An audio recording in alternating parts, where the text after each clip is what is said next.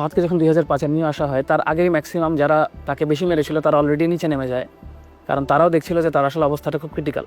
তখন আমাদের ব্যাচেরই কিছু যারা ছাত্রলীগ করতো তারাই এবং এক ব্যাচ সিনিয়র যারা ছিল এরাই বেশি মানে তাকে নিয়ে তখন হসপিটালে নেওয়া না নেওয়া এই কাজগুলো তখন চলছিল।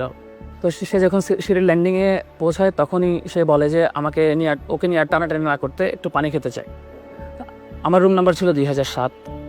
আমি যখনই আসলে ওই সময়টা যখন মানে জেনেছি যে সে সিঁড়ির ল্যান্ডিংয়ে আছে, তো তখন যখনই বেরোতে চাই তখন ওখানে ছিল শামীম বিল্লাহ ছিল, সাইফুল ছিল আমাদের এক ফ্রেন্ড ট্রিপলির, এবং তারা মিলে তাকে মেনলি পানি খাওয়াচ্ছিল। তখনও তার রু ছিল।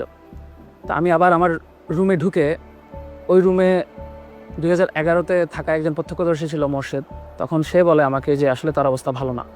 এর কিছুক্ষণ পর আমি ল্যান্ডিংয়ের ওখানে যখন পৌঁছে তখন আবরারের তখন অলরেডি হুঁশ নাই।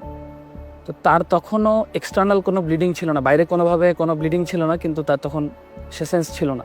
তা আমরা ভাবি যে সে বেহুশ হয়ে গেছে হয়তো। তাকে আমরা 3-4 জন মিলে আমরা সিপিআর দিই।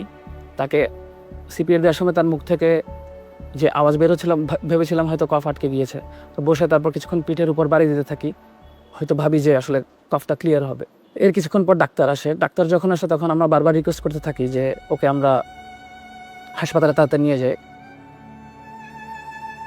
আমি সেদিন রাতে ইমার্জেন্সি ডিউটিতে কর্মরত ছিলাম। তো রাত আনুমানিক 3টার দিকে আমি স্টুডেন্টের পক্ষ থেকে একটা কল পাই ল্যান্ড ফোনে, এবং আমাকে বলে যে একজন ছাত্র খুব অসুস্থ, আপনি একটু তাড়াতাড়ি হলে আসেন। অ্যাম্বুলেন্সে করে আমি শেরেবাংলা হলে যাই। যাওয়ার পরে আমি শেরেবাংলা হলের প্রথম তলা এবং দ্বিতীয় তলার মাঝখানে সিঁড়িতে আবরার ফাহাদকে ওখানে রেখে রাখা সহ অবস্থায় দেখতে পাই। পরে আমি তাকে পরীক্ষা নিরীক্ষা করি।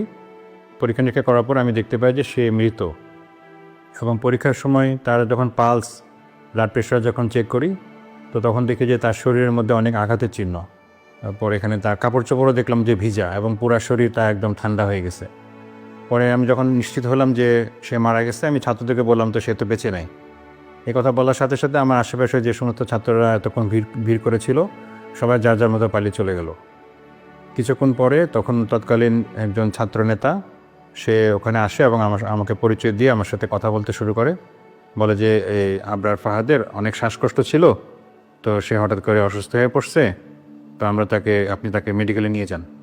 তা আমি তাকে বললাম যে দেখো, সে তো মারা গেছে, তাকে